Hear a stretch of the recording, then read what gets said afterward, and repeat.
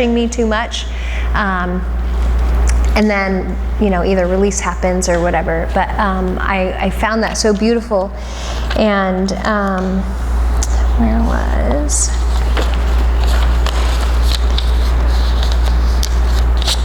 And, in addition to that, so the word was yakal, the Hebrew word for hope, and it basically was to wait for. It's a state of waiting, and again, there's that implication of tension in the waiting. So in all of these beautiful places in Scripture where it talks about hope, and He is our hope, and faith, hope, and love, and there is an implied waiting. You have hope in the period of waiting with the Lord and on the Lord, and that relationship of hope and expectation, because in the waiting you're hoping, and you're expectant of the outcome. You're expectant of what God is going to do in that. Trying to find where I'm at. 1 Thessalonians 5-9.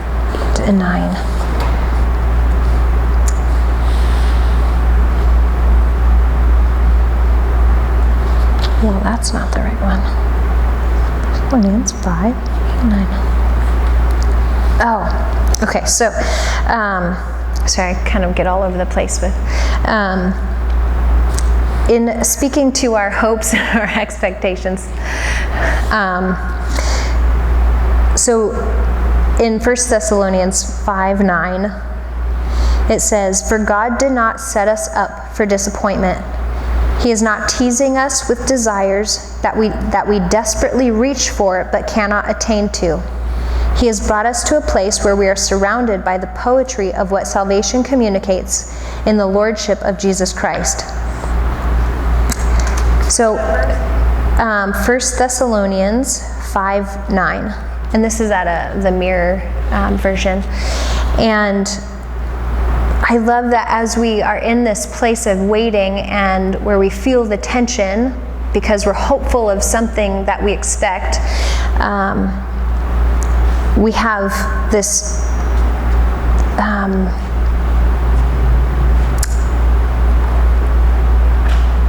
lifeline, I guess, of words that, for God did not set us up for disappointment. And so I think for where I came to the place of don't expect anything of God because He's just going to disappoint me, which is different than like that you were talking about. I feel like He wants us to expect things of Him. He wants us to hope in Him. He wants us to have faith in what He is going to do because of who He is. One more. Where's this one? Hebrews.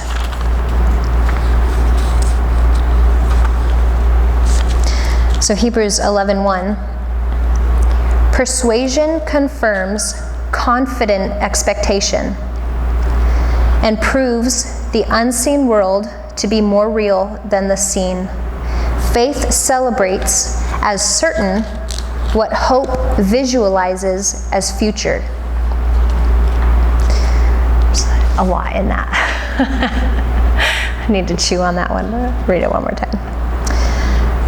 Persuasion confirms confident expectation and proves the unseen world to be more real than the seen. Faith celebrates as certain what hope visualizes as future. And so to me, when I read that, I felt, here so often we are listening to what God has for us, in the unseen. The words that He gives us allows us to have faith in them to make them reality.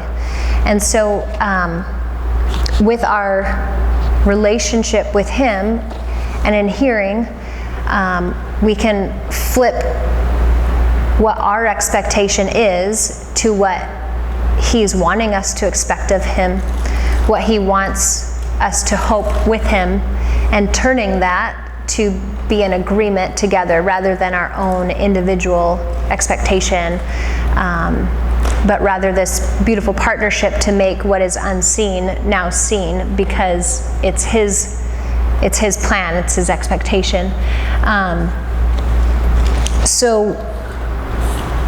Oh wow, okay, I'm over our time. We'll have the Baileys come up in just a second, but with over the week and just in our what we expected of God, I would love for us to listen over the week and hear what he wants us to expect of him, because I think he wants us to have expectations of him.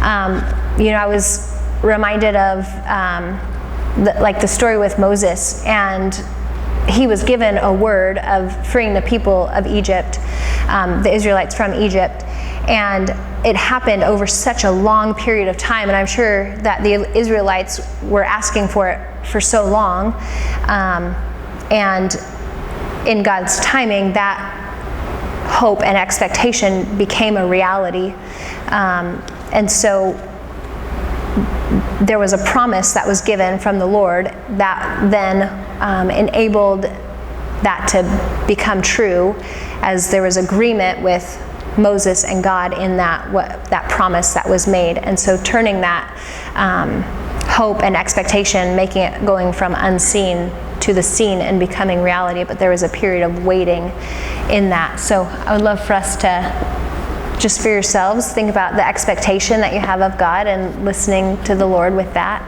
and hearing what he wants us to expect of him.